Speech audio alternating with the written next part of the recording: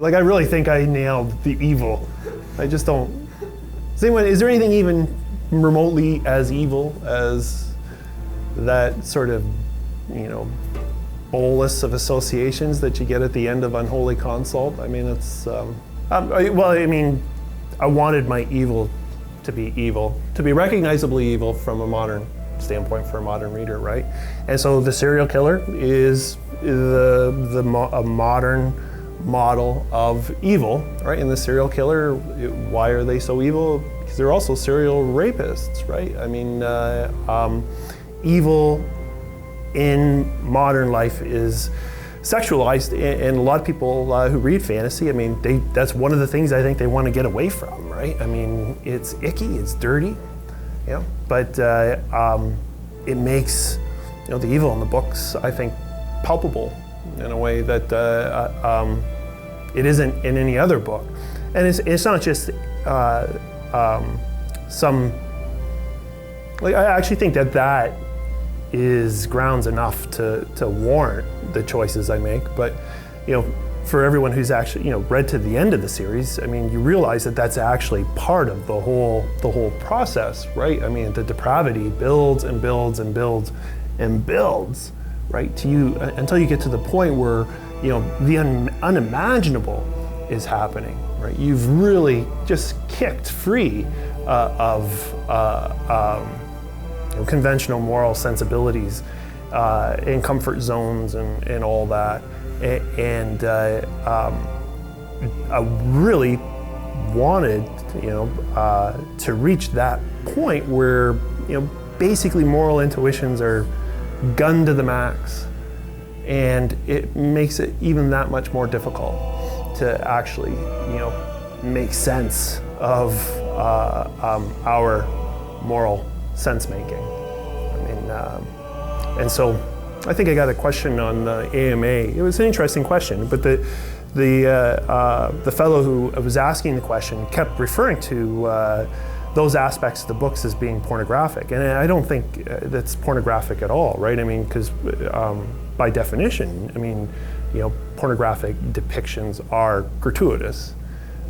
And even though I thought it was an intelligent question, I mean, I had to take some time out and say, well, okay, but it's not pornographic. I mean, there's nothing gratuitous about any of this stuff, right? I mean, it's right cheek and jowl with the thematics of the series, and the setting, right? I guess the emotional texture of the series as well. It's crazy books. I mean, there's a couple chapters there where I almost had to take a step back and think to myself, holy moly. Like, no, I never questioned what's wrong with me. I mean, but like, I really, worried about what people would think was wrong with me.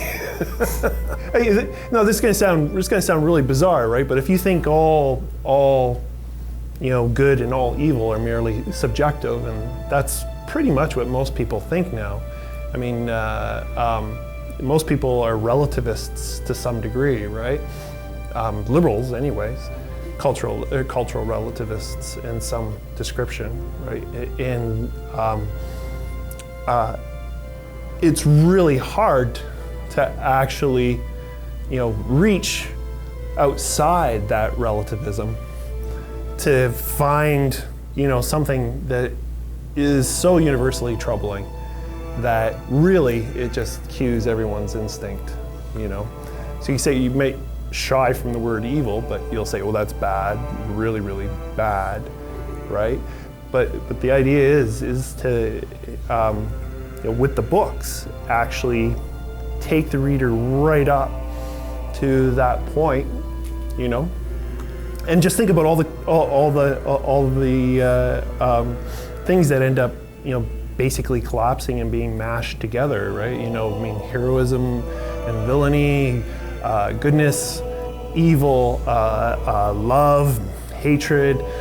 I mean, so much of the spectrum, good bad spectrum, ends up being collapsed and pulled into the whirlwind, and that's why I think what differentiates the books is the no God ultimately, because the idea is you have the whirlwind that you're reading about, right, and then you have the whirlwind, that you're reading in, and the book.